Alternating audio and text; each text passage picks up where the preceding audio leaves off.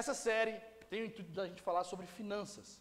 Como vemos um padrão de generosidade influenciar a nossa prática de dar dinheiro na igreja local. E como a Bíblia mostra um padrão de como nós devemos olhar para nossas riquezas e a quem nós estamos dando ou a quem nós estamos fazendo quando nós estamos contribuindo.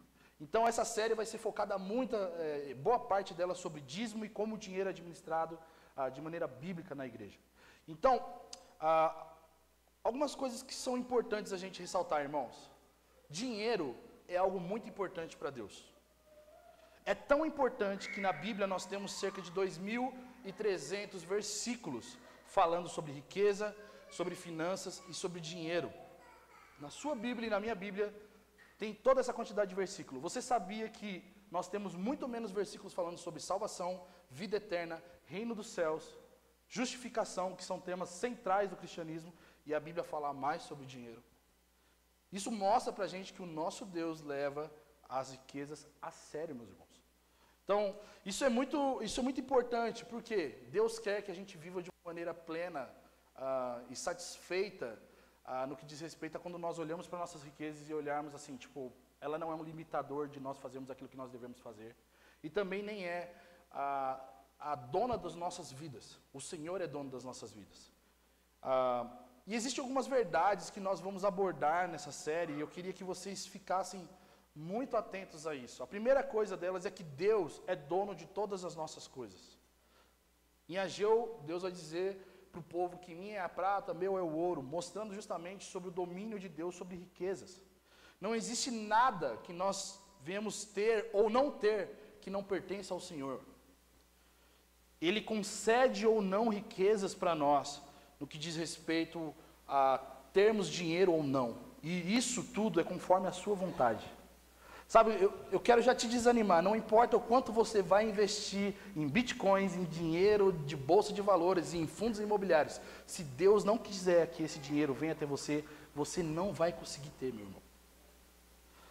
Deus, outra coisa que é muito importante a gente pensar aqui, que a gente vai falar ao longo desses próximos domingos, é que Deus está comprometido em suprir a necessidade do seu povo. Deus, ele sabe o que a gente precisa e o que a gente não precisa. E Deus cuida de todas as coisas para todas as criaturas que ele formou. Só que em especial, ele se compromete em fazer o seu povo, o povo que ele escolheu, aquele que ele derramou seu precioso sangue, fazer com que esse povo seja próspero e suprido em todas as suas necessidades.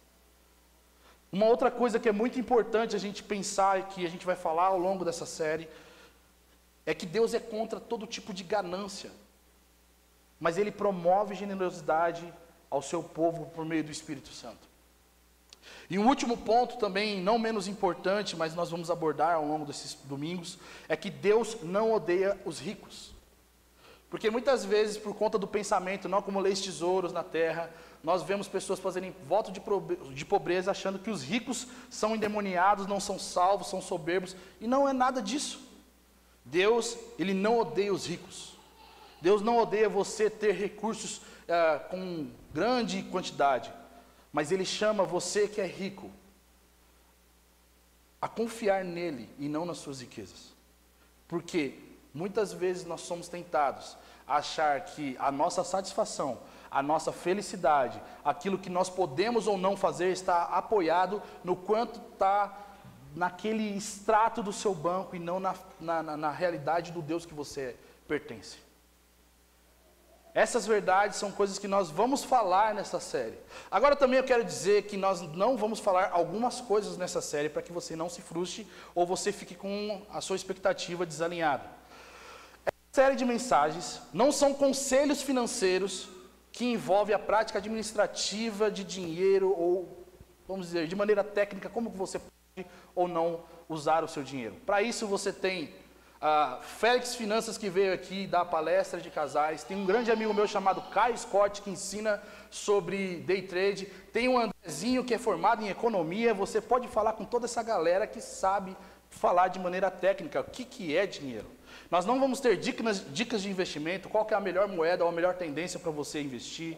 Nós não vamos falar de nada técnico, ok? nós vamos falar sobre a teologia bíblica do dinheiro. Nós vamos olhar para as Escrituras, vamos olhar para o Evangelho, e nós vamos nos submeter àquilo que as Escrituras dizem sobre o dinheiro. Ah, mas o plano econômico está falando outra coisa. Nós nos submetemos às Escrituras. Amém? Outra coisa que nós não vamos fazer aqui, nós não vamos te ensinar a prosperar, nem pregar questões místicas sobre dinheiro para desatar a sua vida financeira. Porque boa parte, eu tenho quase certeza que 99% dos problemas que nós enfrentamos financeiramente não é de Satanás e seus demônios.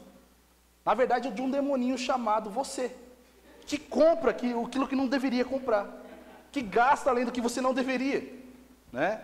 Então, nós vamos falar sobre as Escrituras. Nós não vamos fazer quebra de maldição financeira, tá? Corredor, faça um voto com Deus para que a sua vida seja próspera. Não vai rolar isso.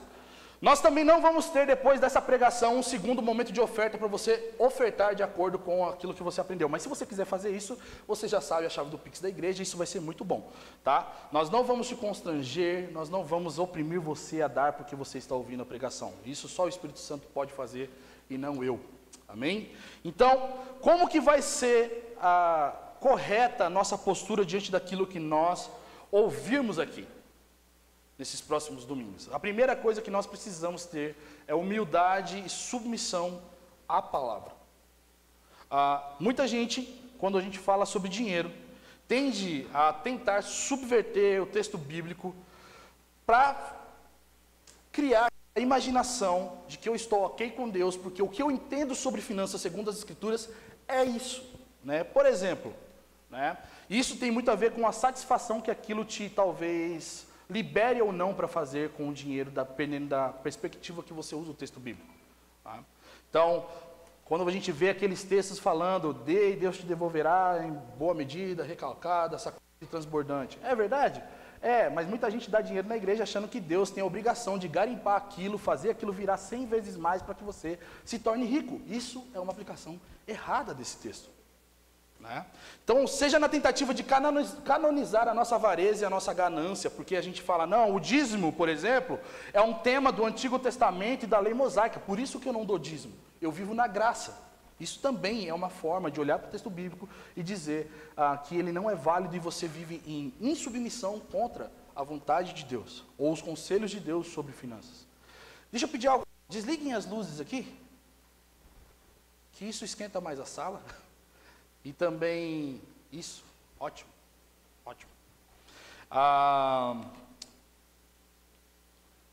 Outra coisa que nós fazemos é que na tentativa de diminuir o peso ou responsabilidade que devemos ter com os recursos financeiros, nós utilizamos do texto bíblico falando que nós não devemos acumular tesouros na terra para sermos irresponsáveis com aquilo que Deus nos deu.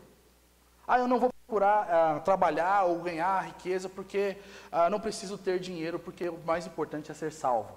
Bom, nós vimos no censo agora que as Escrituras falam mais sobre salvação, ou falam mais sobre dinheiro do que salvação na Bíblia. Então dinheiro é tão importante quanto você ser salvo, porque você vai prestar contas de cada centavo que você tem na sua conta para Deus que deu esse centavo para você. Seja também na tentativa de criar um falso Deus que pensa algo que nos agrade sobre dinheiro. Muitos irmãos utilizam das Escrituras para criar uma falsa ideia sobre Deus, para se tornar rico, para se tornar uma pessoa irresponsável com suas finanças, para ser uma pessoa que retém dinheiro ou que dá sem consultar o Senhor aquilo que deve ser feito. Então nós precisamos de humildade e submissão às Escrituras. Antes de você pensar qualquer coisa, você já se submeteu às Escrituras a respeito de finanças? Esses são os questionamentos que nós devemos fazer e a nossa postura deve ser mudada de acordo com isso, a partir de agora que nós vamos ser ouvintes dessa mensagem. E outra coisa que nós precisamos é ser praticantes e não mero ouvinte. Que legal, ele expôs bem sobre dízimo. Eu não quero que você avalie, eu não estou aqui para você ser sommelier de sermão. Tá? Eu estou aqui para pregar a palavra e espero que o evangelho frutifique sobre você. Né? Então, como pastor local, minha expectativa não é que você, a partir de agora, dê mais dízimo e aumente a receita da igreja por mero apelo emocional ou pressão pastoral, que muitos de nós já sofremos.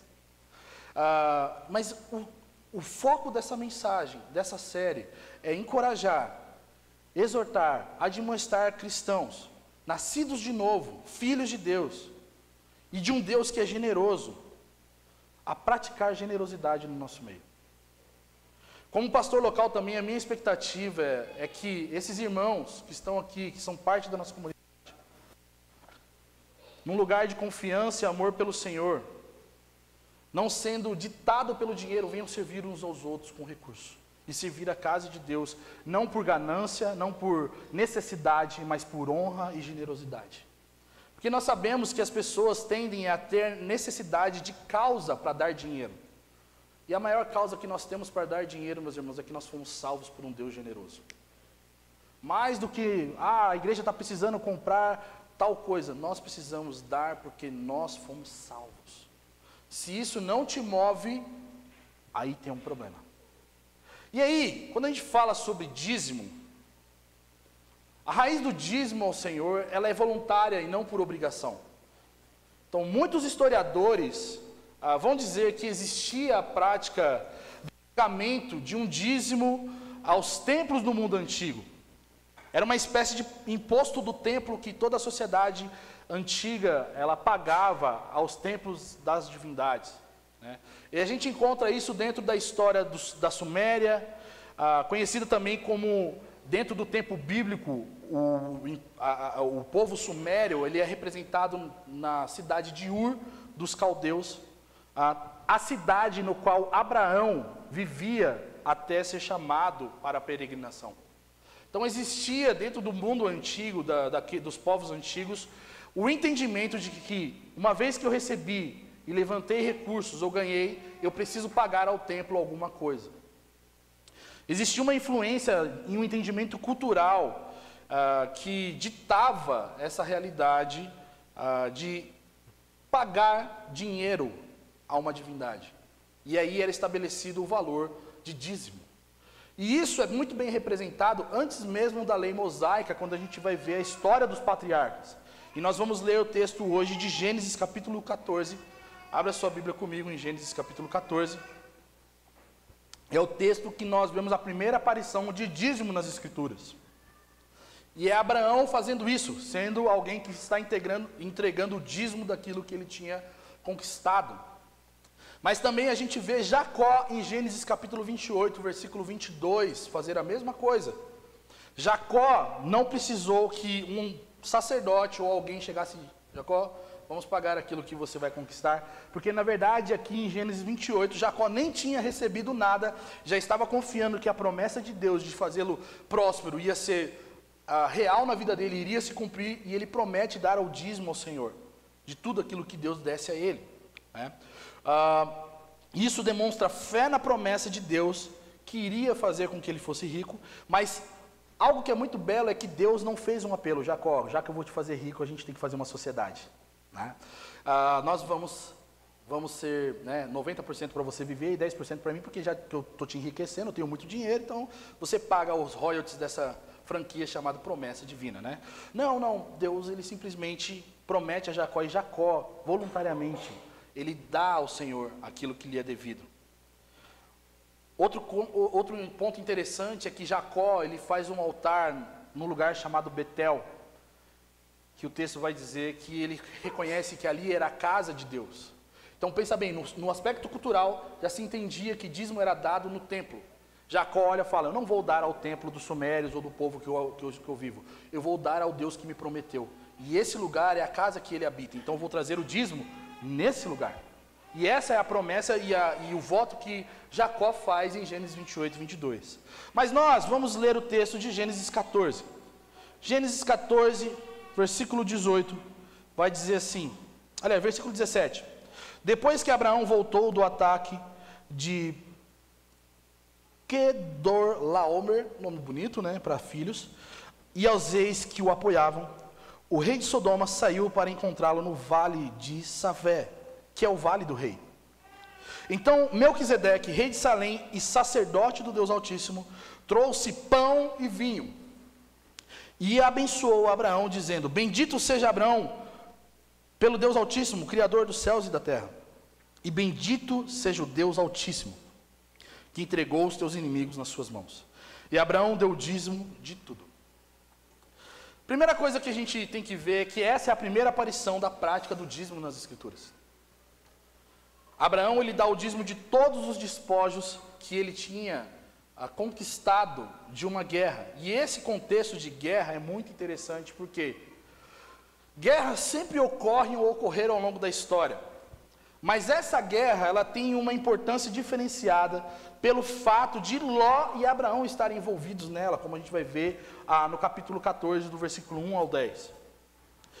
Antes desse capítulo, a gente vê que Abraão e Ló, eles eram tio e sobrinho, né, eles eram parentes, e eles tinham uma relação bem legal, e de repente começa a haver um desentendimento entre os dois, e aí Abraão falou, cara, vai para onde você quiser que eu vou para o lado oposto, a gente não precisa competir, a mão do Senhor está sobre mim, se você escolher esse lado eu vou para o outro, se você escolher o outro eu vou para esse lado, só que vamos sair numa boa, vamos sair numa paz, né? Vamos sair sem briga um da casa do outro. E aí escolhe o seu lado, Ló. Abraão sendo bem nobre, sabendo da promessa de Deus, sabendo que Deus estava fazendo ele próspero, dá a oportunidade de Ló escolher para que lado Ló se estabeleceria como dono de propriedades e até mesmo construir a sua propriedade ali. E Ló olha para um lado e fala, cara, aquele lado é bonito, cheio de rios, eu acho que vou ficar desse lado, porque eu vou ser muito mais próspero desse lado do que para o outro lado, que é muito mais árido, muito mais complicado de ter plantação, cuidar dos rebanhos e tudo mais. Ló, ele decide ir para o lado de Sodoma, não porque Sodoma era um lugar somente legal, mas porque existia ganância no coração dele, vendo que aquela terra seria muito mais frutífera. Só que Sodoma era uma terra extremamente perversa. E Ló vai para esses lados. Em contrapartida, Abraão vai para o outro, e Deus faz Abraão próspero, mesmo que ele não vá para um lugar tão favorável como Ló. E aí, gente, a ganância de Ló leva ele à desgraça. Por quê? Fez com que, ao invés de ele estar num lugar de conforto, num lugar de bênção, ele estivesse num lugar de confronto, guerras. Imagina que ele escolhe um lugar, pensando na visibilidade, na paisagem, em tudo aquilo que ele pode constar como um lugar formidável, e de repente o que tem é guerra. E a guerra aqui era uma guerra de vários reis contra outros vários reis que estavam lutando, justamente por posse e despojos. Quando Abraão fica sabendo dessa guerra, ele fica sabendo que Ló, seu parente, foi levado cativo com sua família por essa guerra. Abraão, meus irmãos, poderia falar, pô, Ló foi embora, ele que se vire agora.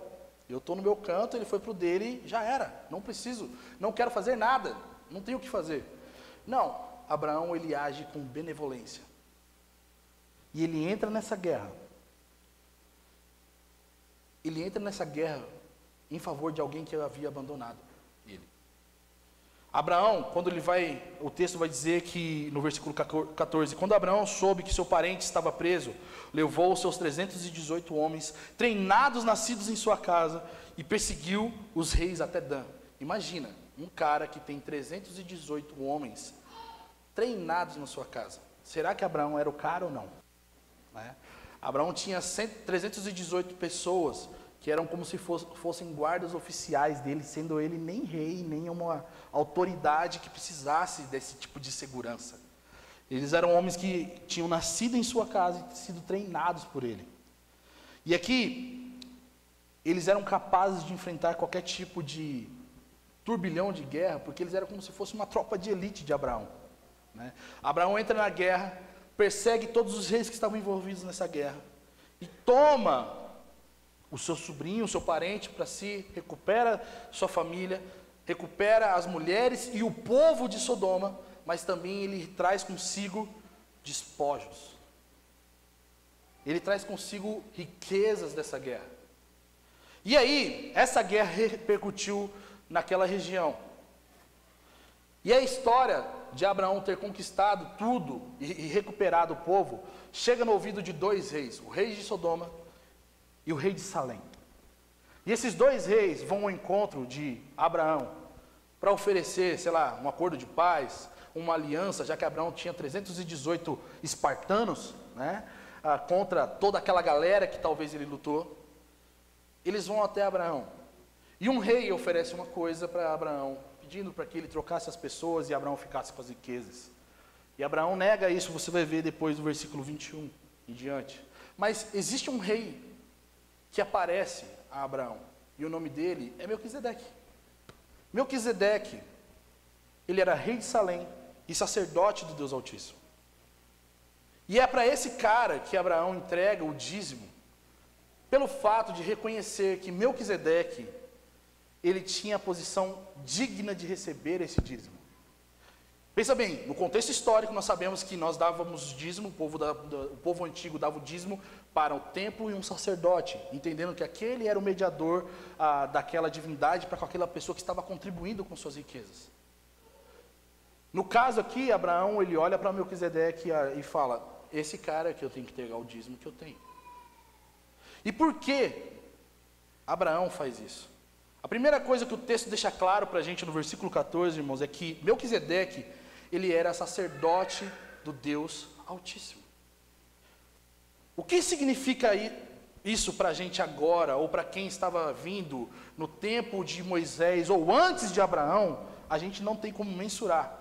Porque ser sacerdote do Deus Altíssimo, sem saber quem estabeleceu ele como sacerdote do Deus Altíssimo, é a maior incógnita que nós temos dentro da Escritura.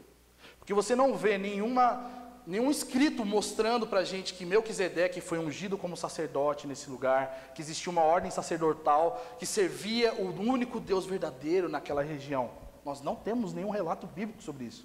E é por isso que todo mundo acha que Melquisedeque é uma cristofania, ou a aparição de Cristo para Abraão. Mas nós cremos que não, Melquisedeque é alguém comum, como eu e você, que servia o Deus Altíssimo, no qual Abraão também servia. E aí que entra uma coisa muito interessante para a gente pensar. Melquisedeque servia o Deus verdadeiro, o Deus que está acima de todos os outros deuses, por isso que ele é chamado de sacerdote do Deus Altíssimo. Hebreus 7 fala desse papel sacerdotal de Melquisedeque com uma ênfase muito importante, mostrando a importância desse sacerdócio, meus irmãos, comparado até mesmo à ordem sacerdotal de Arão, que foi estabelecida em Êxodo, o sacerdócio da lei. E eu queria que você fosse lá comigo para Hebreus capítulo 7, para nós vermos isso.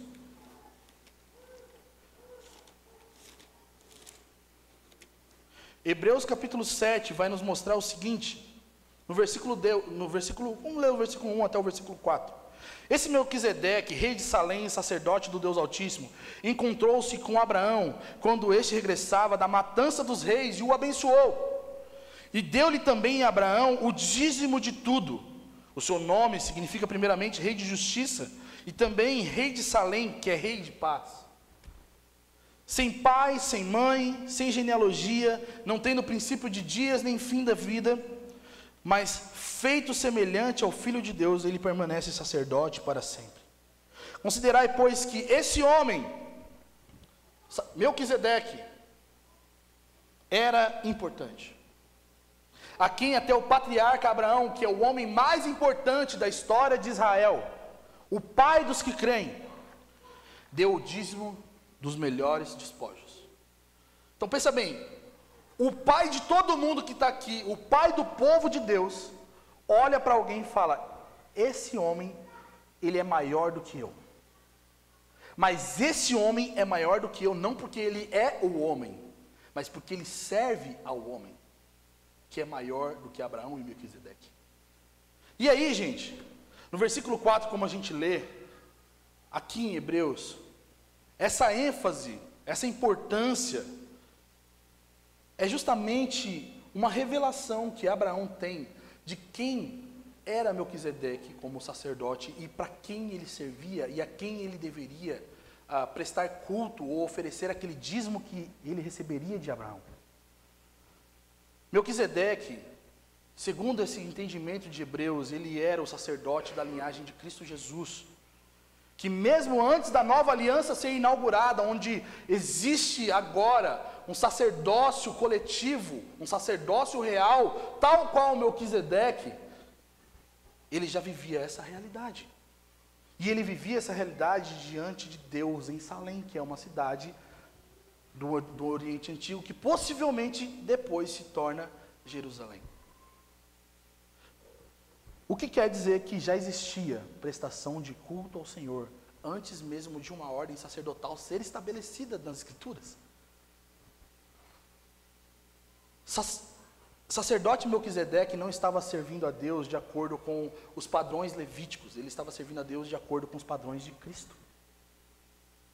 Porque ele já servia diante de Deus mediante uma aliança que Deus já tinha estabelecido. Isso mostra para a gente, meus irmãos, que Abraão não dá o dízimo segundo a lei, porque ainda não existia a lei nesse tempo. Mas ele dá o dízimo, ele paga o tributo ao templo de Cristo Jesus. O sacerdócio eterno, que existe desde a eternidade. Porque nós vemos as Escrituras dizer que o Cordeiro de Deus foi imolado antes da fundação do mundo. Então já existe serviço sacerdotal, prestação de culto ao Senhor, antes mesmo de Deus dizer, haja luz. E se existe prestação de culto ao Senhor, é devido tributo ao Senhor, pela glória que Ele carrega, por Ele ser o dono de todas as coisas. E Abraão não teve uma pregação, uma série de mensagens, um sacerdócio que instruísse a isso. Abraão ficou sabendo que Melquisedeque era o sacerdote desse Deus, no qual tinha chamado ele para sair da terra de Ur dos Caldeus, para segui-lo. E ele reconhece em Melquisedeque a autonomia para receber o dízimo desses despojos. Mas sabe o que é mais belo também? É que Melquisedeque, no texto de Gênesis, nós voltamos para lá, vai trazer para Abraão pão e vinho. Pão e vinho era como se fossem refrescos adequados para quem estava chegando cansado de uma guerra e matado um monte de rei. É notável e importante a gente entender que Cristo tenha designado os mesmos elementos para o seu memorial, do seu corpo e do seu sangue para nós, nos mostrando que a aliança que Ele faz com o seu povo não depende de nós, mas dependeu dele querer que nós fôssemos inseridos em sua família, fôssemos inseridos em seu povo. E aí, meus irmãos, nós vemos no versículo 18, vou abrir aqui errado, versículo 19, a bênção que Abraão recebe. Melquisedeque abençoou Abraão dizendo, bendito seja Abraão pelo Deus Altíssimo.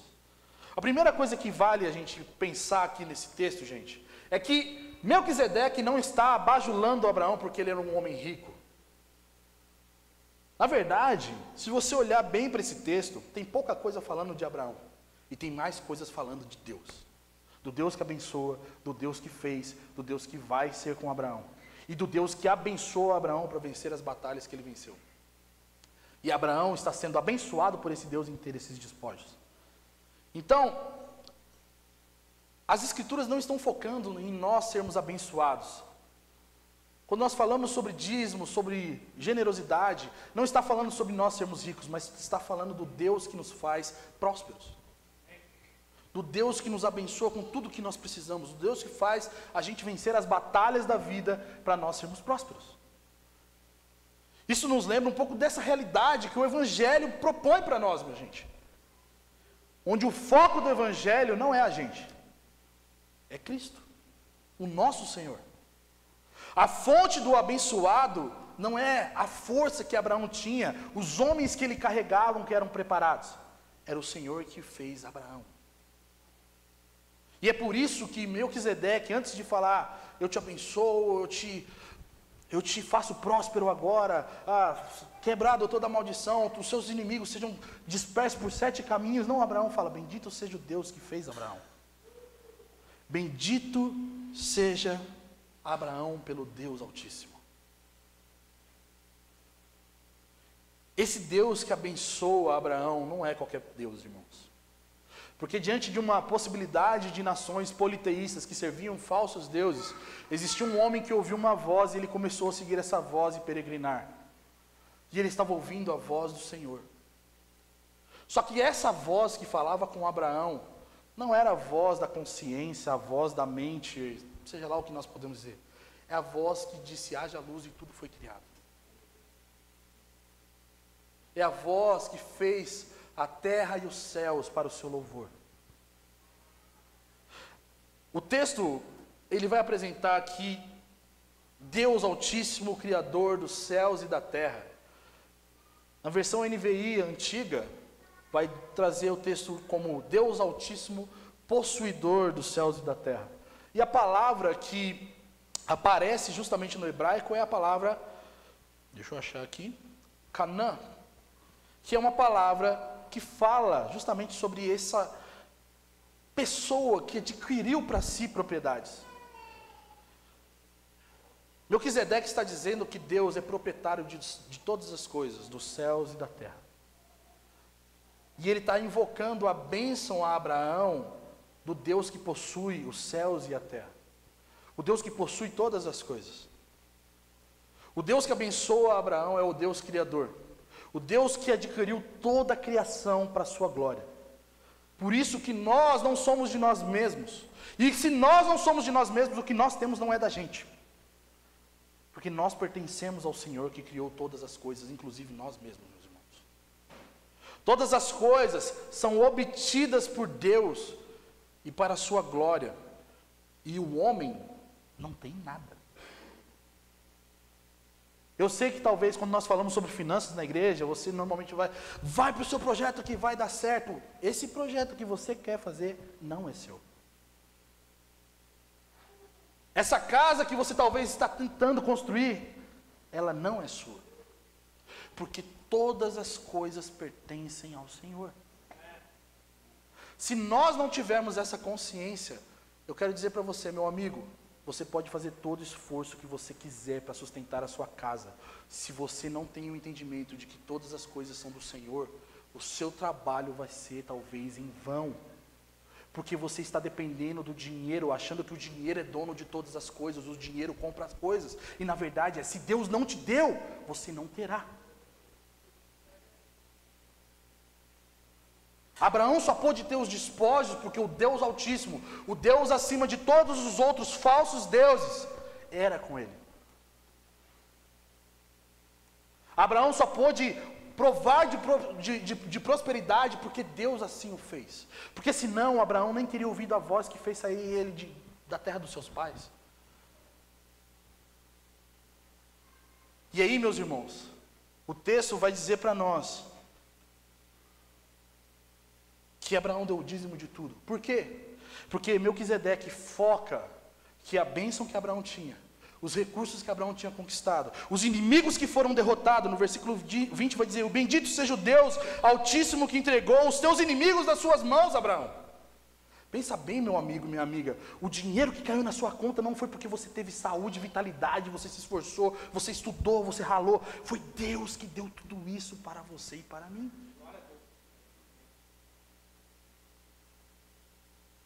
Às vezes nós nos pegamos tão ansiosos, tão despreparados, a gente se compara, a gente faz, eu queria tanto ter tal coisa e não posso ter. Fique tranquilo, se Deus quiser, Ele pode te dar, mesmo que talvez você não esteja tão apto assim, porque Ele vai fazer isso acontecer. E eu não estou falando que de repente vai cair um cheque de $1 milhão na sua conta. Se isso acontecer, dê o dízimo de tudo, amém? Mas eu estou querendo dizer que se nós não reconhecermos a bondade de Deus em ter nos feito como nós somos, nós temos um problema, meu irmão. Um problema de idolatria. Um problema de incredulidade. Um problema de que talvez nós não pertencemos ao povo de Deus, ou nós não temos consciência de que somos de Deus. E isso é mais grave do que você ser rico. Ou ser pobre. Quando Abraão dá o dízimo de tudo, ele entrega ao sacerdote do Deus Altíssimo, que serve ao Deus Altíssimo. Só que o dar o dízimo de tudo a Abraão não é só com um peso de eu vou pagar, senão Deus vai roubar tudo de mim. Já viu aquela célebre frase, está vendo? O devorador está levando seu dinheiro para a farmácia porque você não está dando dízimo, seus filhos estão ficando doentes. Ou outra coisa também, não menos difícil, mas se compra na farmácia. Pais, fralda vai para o lixo. E nós gastamos muito dinheiro com fralda, tá, Mateus e Larissa? É muita fralda. O devorador dá em casa no nome do Isaac. Gente, nós somos pegos por falsos misticismos, achando que nós não temos porque o diabo está roubando. E às vezes, meu irmão, você dá dízimo porque você tem medo do diabo roubar o seu dinheiro. Mas você não teme o Deus que te deu esse dinheiro. O Deus que supre todas as nossas necessidades em glória. Você tem medo do dia mal, mas você não esquece que para cada dia basta o seu mal e para cada dia tem uma porção diária do pão nosso que Deus nos dá.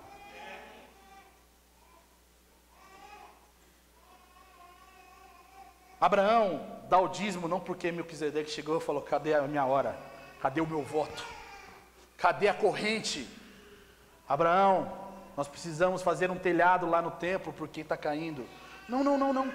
Abraão dá o dízimo porque ele era um homem piedoso. Existia no coração de Abraão uma coisa chamada devoção, meus irmãos. E essa devoção faz com que Abraão reconhecesse que todo o seu esforço, empenhado nessa guerra, destruindo reis, recuperando seu parente que o abandonou, tendo seus melhores soldados, todo o despojo que Abraão estava carregando, tinha adquirido. Tudo que ele estava em mãos, tudo aquilo que Abraão representava para 2 reis vir até ele, isso demonstra que o favor de Deus estava sobre Abraão. O favor de Deus estava sobre ele, ele reconhece isso, fazendo o quê? Pague o tributo que Deus é devido.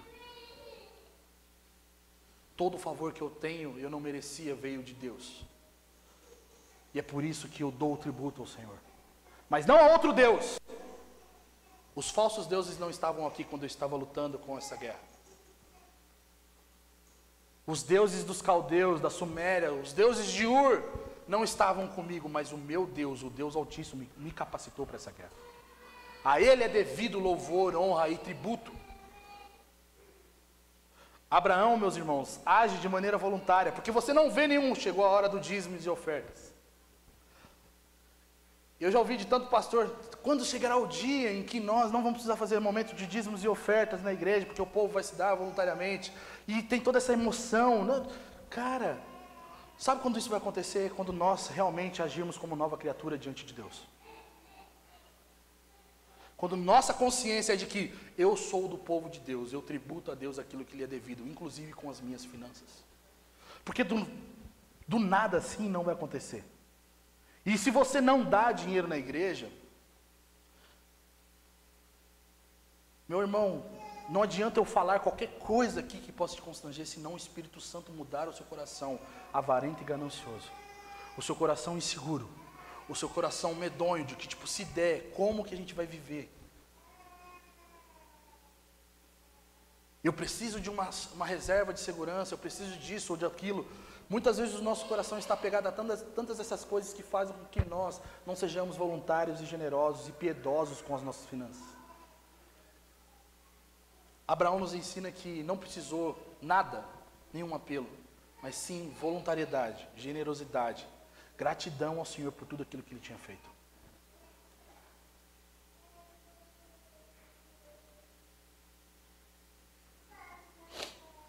Quando nós vamos lá para Hebreus capítulo 7, falando justamente dessa posição de Abraão ser o maior, o pai de todos os que creem, nós entendemos que nós, como descendentes de Abraão, inseridos na família de Abraão, temos ele como exemplo de generosidade, piedade, amor pela casa de Deus, amor pelo Deus Altíssimo, honra a esse Deus Altíssimo. E que quando nós entregamos o dízimo na igreja, nós não estamos entregando para o pastor fazer viagem de iate.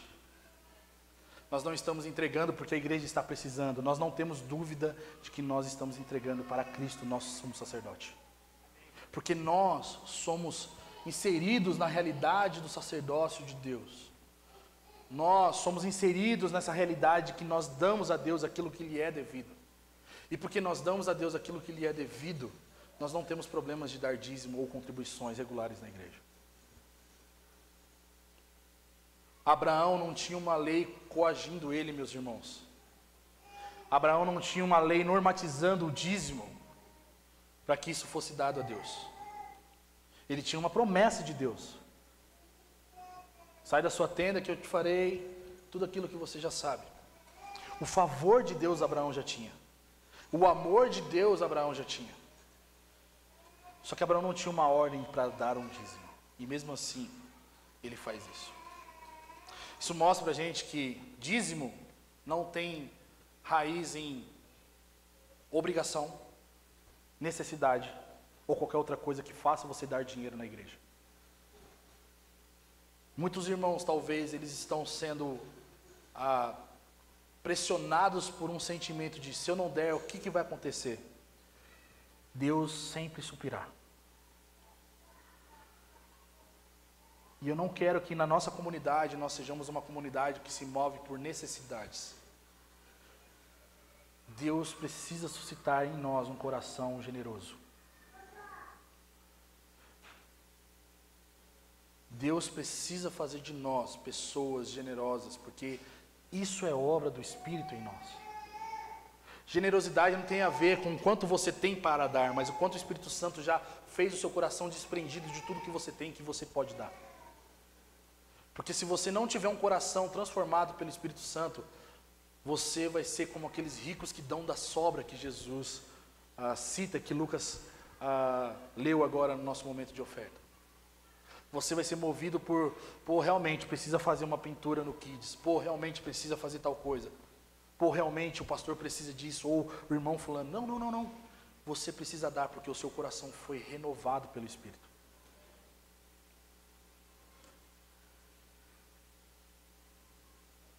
E eu queria finalizar essa manhã pensando em algumas coisas que isso implica para nós. Por quê? Dízimo não aparece no Novo Testamento, senão nesse texto de Hebreus 7 ou Mateus 23, Jesus cutucando os fariseus que davam dízimo por obrigação, para mostrar que dava, para mostrar que era fiel, mas o seu coração estava distante de Deus. Nós tendemos a achar que o dízimo, então, é uma prática veterotestamentária, do Velho Testamento, que não precisa ser aplicada para os nossos dias, e que hoje nós estamos livres da lei de Levíticos 27, do 30 ao 32, que fala sobre dízimo. Pensa bem comigo. Levíticos vai aparecer, a lei Levítica vai aparecer cerca de 550 anos depois que Abraão faz essa prática do dízimo. 550 anos, meus irmãos. Em Levíticos, Deus estabelece o dízimo da terra e dos rebanhos. Tinha esse entendimento de que todos os frutos da terra, todos os bens do povo, tinham vindo do Senhor. Por quê? Pensa bem, o que o povo de Israel tinha para conquistar a terra prometida? Nada. Eles não tinham um exército, eles não tinham um rei, eles não tinham articulação política, eles não tinham nada, eles tinham um Deus, levando eles pelo deserto rumo à terra da terra prometida. E eles conquistam isso com a força de Deus. E quando Deus vai legislar o seu povo, estabeleça o dízimo para que o povo lembre que ele só tem isso porque eu quis dar para eles. Estabeleça o dízimo porque o povo precisa lembrar que o rebanho, as frutas, a fauna e a flora de Israel é minha e eu dei para eles. Deus estabelece o dízimo como um padrão de gratidão e fidelidade de Israel para com Ele, que é o dono de todas as propriedades de Israel, meus irmãos. E por vontade de Deus, Israel desfrutava do leite e mel que manava dessa terra. Agora pensa bem, o que nós aplicamos para a nossa realidade? Tudo que nós temos, o lazer, as viagens, o dinheiro para comprar remédio, mesmo que seja um perrengue, o dinheiro para gasolina, o carro confortável, o Uber que você vem, o sapato que você veste, você só pode ter porque Deus te deu. Todas as coisas pertencem ao Senhor. Ah não, mas eu paguei o tênis lá, mas se Deus não criasse a borracha, se Deus não fizesse coisas, matéria-prima, se Deus não tivesse dado criatividade para o ser humano, todas as coisas pertencem ao Senhor. Amém. É digno de Deus Ele ser louvado por meio das nossas finanças, Ele ser honrado pelas nossas finanças. Deus estabelece o dízimo também como uma forma de suster a sua casa e os seus sacerdotes, que serviam o povo e precisavam dessa manutenção na casa de Deus. E na semana que vem nós vamos falar um pouco mais sobre isso. Mas dizer que dízimo não é para nós, é a mesma coisa que dizer que a palavra de Deus inteira não é para nós. Porque a promessa de Cristo não vem em Mateus 1. A promessa de Cristo vem em Gênesis capítulo 1. A aparição de Cristo, e nós vimos isso na nossa Escola do Cordeiro, Cristo está presente em toda a Escritura. E se as Escrituras são a nossa regra de prática, de vida, e a regra de fé, nós confiamos que Deus, Ele vai suprir todas as coisas, e nós damos porque a Bíblia diz que nós temos que dar. A Escritura inteira, meus irmãos, é cristocêntrica. Nós não podemos negligenciar um princípio de generosidade na casa de Deus. Um princípio que nos ensina a depender de Deus e reconhecer a sua bondade em detrimento de uma teologia bíblica pobre que alimenta a nossa avareza e nossa ganância. Porque muitos de nós usamos dessa desculpa, falar, não, eu não vou dar porque eu vivo na nova aliança. Abraão nem tinha aliança estabelecida ainda. Abraão não tinha um termo levítico. Melquisedeque era quem na história, na fila do pão da Bíblia? E já estava servindo diante do Deus Altíssimo. Abraão não deu dízimo a Moisés ou Arão. Ele deu dízimo a Cristo Jesus e o seu sacerdócio. E é por isso que nós precisamos olhar para as Escrituras não como frações que nós devemos praticar, mas encarar o que as Escrituras estão convidando a gente a viver como povo eleito de Deus. Como aqueles que ouviram a voz, assim como Abraão ouviu a voz e o seguiu. Nós precisamos lembrar também que generosidade é bíblico, meus irmãos. Paulo em 2 Coríntios vai nos lembrar que generosidade não tem a ver com abastança, porque os macedônios, eles ofertaram para a igreja da Judeia, mas eles eram pobres.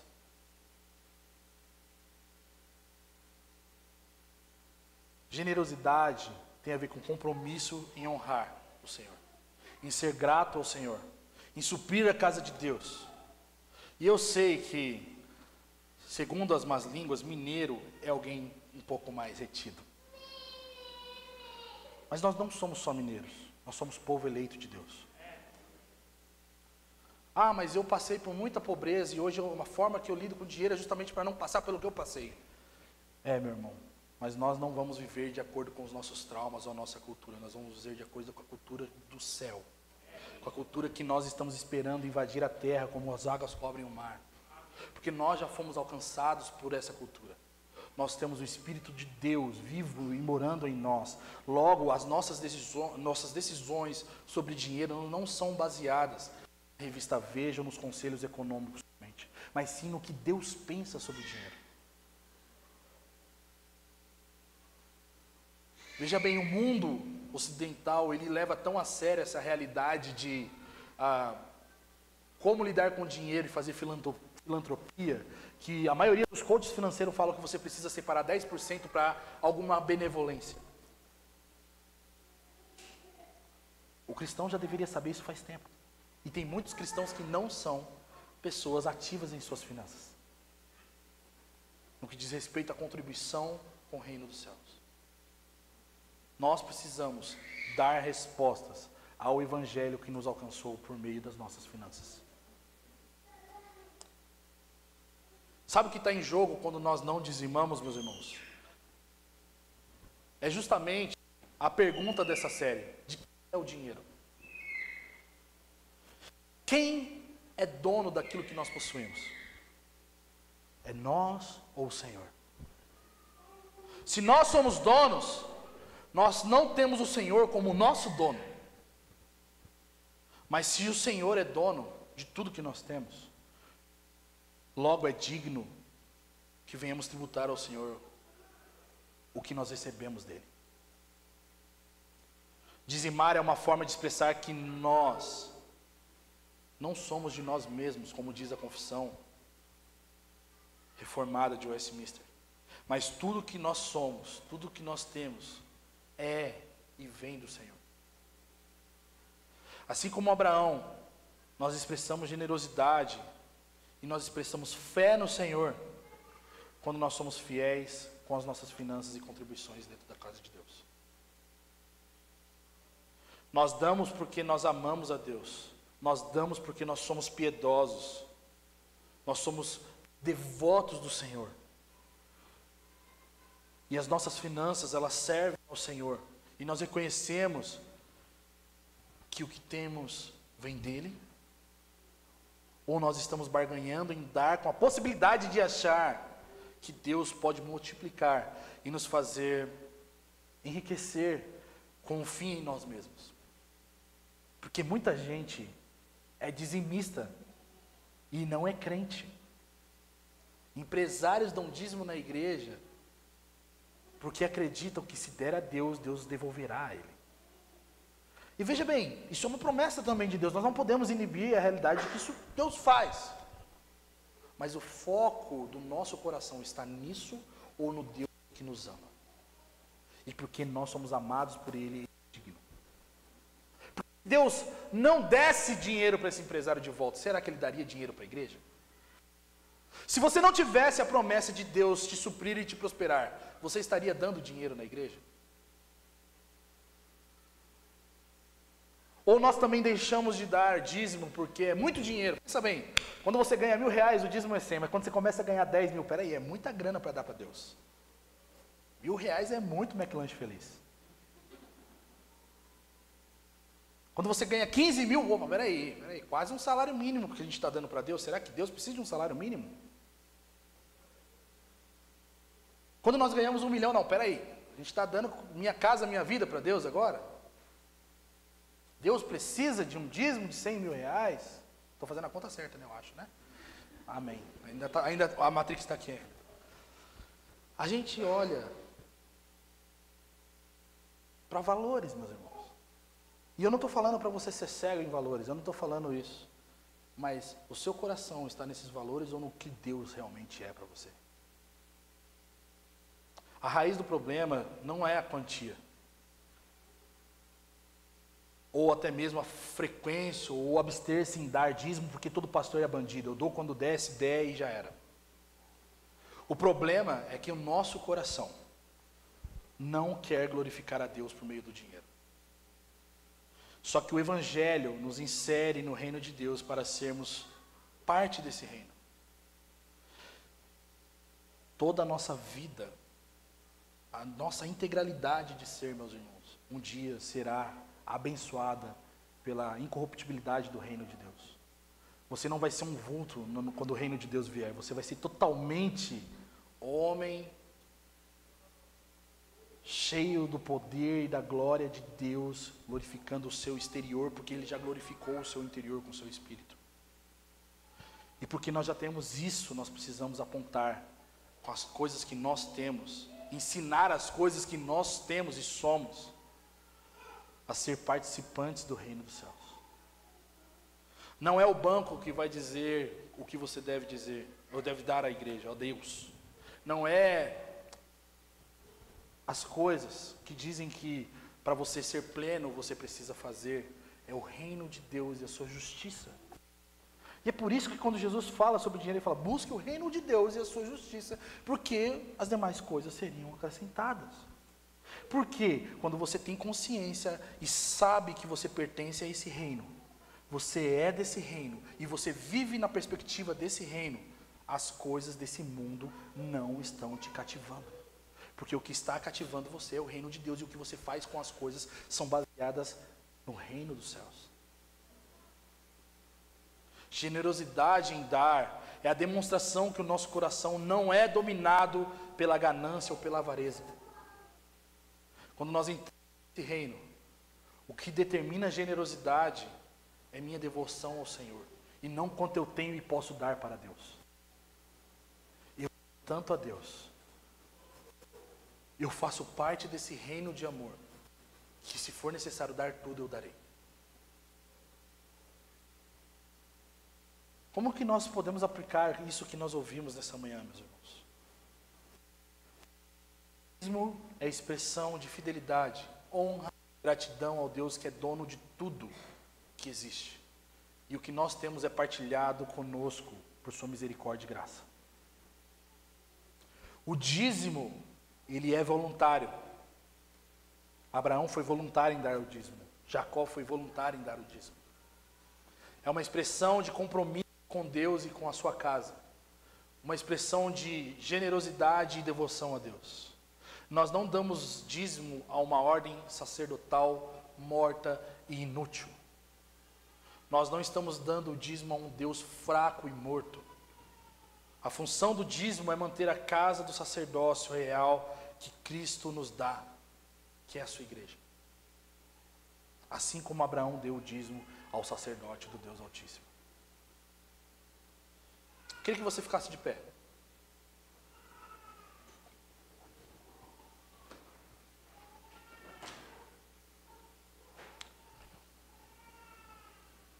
Feche seus olhos. Fique tranquilo que eu não vou roubar seu dinheiro agora quando você fechar seus olhos ou fazer uma... Fique tranquilo.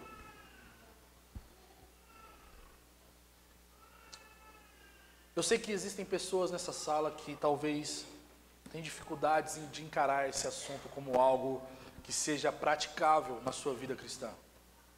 Existem pessoas dentro dessa sala que têm medo de dar dinheiro, porque já foram até mesmo abusadas em relação a finanças dentro da igreja.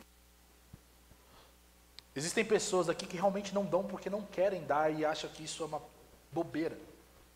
Dar dinheiro na igreja não é essencial. São pessoas avarentas. Existem pessoas que estão dando dinheiro achando que Deus tem a obrigação de fazer você próspero. E Deus não tem essa obrigação. Mas Deus te ama tanto que mesmo você dando ou não dando, Ele não mede o amor que Ele tem por você. Eu sinto que existem pessoas aqui que têm um coração talvez dominado por insegurança.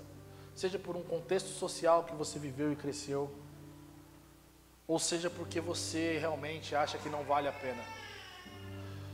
Mas nessa manhã o Senhor te convida a depositar sua fé e confiança nele. E vou dizer mais, aqueles que talvez não têm medo, que são pessoas que dizimam, ofertam, essa é a hora de você calibrar o seu coração com fé, amor e devoção ao Senhor. Lembrar que os seus recursos não pertencem a você, mas são totalmente de Deus. E Ele faz o que Ele quiser com esses recursos. Então, meu amigo, minha amiga que está aqui nessa manhã, peça graça ao Senhor, para que em seu coração o Espírito de Deus reine.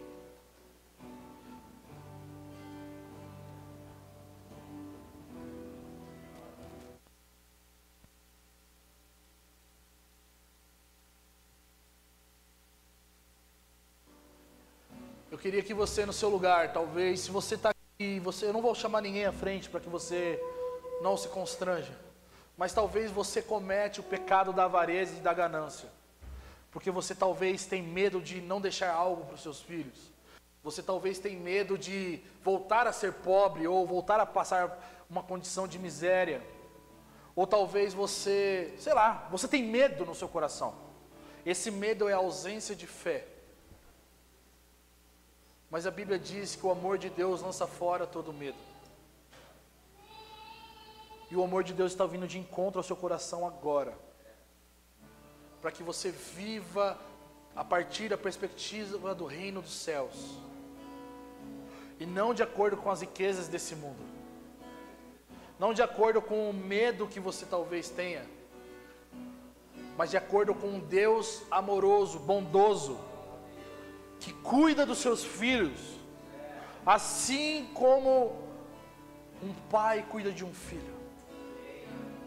Jesus, quando faz a comparação do cuidado de Deus, ele fala: por acaso você, pai, vai dar cobra ao invés de peixe quando seu filho pedir? Imagina o pai perfeito, o pai celestial, será que ele não vai dar aquilo que você necessita?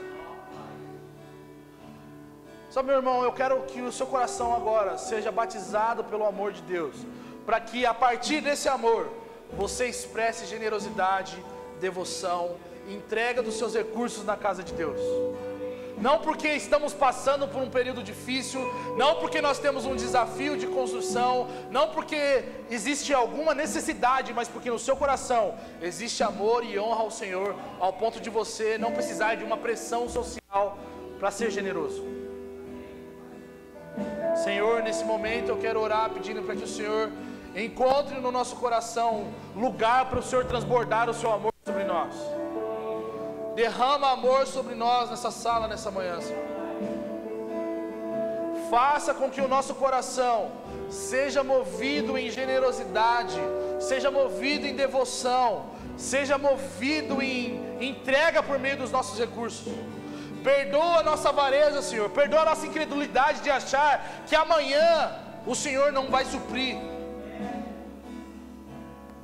Perdoa, Senhor, as nossas inseguranças e coloca a gente em cima da rocha inabalável que é Cristo e que supre todas as nossas necessidades em glória, Senhor. Ensina-nos, Senhor, nos dá disciplina, nos dê a graça de administrar como bons somos os recursos que o Senhor disponibilizou para nós, porque nós reconhecemos que é somente o Senhor que pode dar aquilo que nós temos. Nós submetemos o nosso coração ao Senhor nessa manhã. Abata agora, Senhor, toda a autossuficiência que existe no nosso coração de achar que nós podemos, nós devemos, porque isso gera em nós ansiedade, isso gera em nós cansaço, isso gera em nós trabalhar além do que nós deveríamos, Senhor. Nos dá agora a segurança de que o Senhor é um Pai perfeito, você é aquele que nos salvou, você é aquele que é digno de louvor por meio dos nossos recursos, Senhor. Em nome de Cristo Jesus.